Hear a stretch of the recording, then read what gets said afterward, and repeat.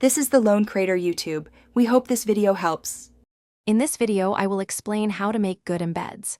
First, clearly define the purpose of your embed. What message do you want to convey?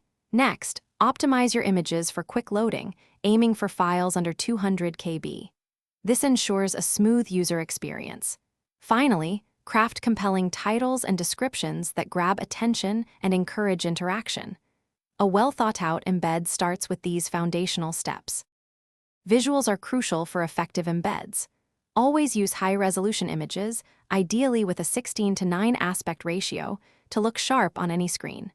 Maintain strong brand consistency across all your embedded content. This builds recognition and trust.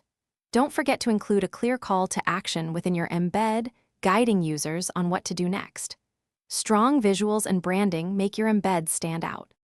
Technical optimization ensures your embeds perform well everywhere. Thoroughly test your embeds across different platforms and devices to catch any display issues. Implement structured data, like schema markup, to improve your content's visibility in search results. Also, keep your embed code clean and minimal. This boosts loading speed and overall efficiency. A technically sound embed provides a seamless experience for everyone. Measuring engagement helps refine your embed strategy.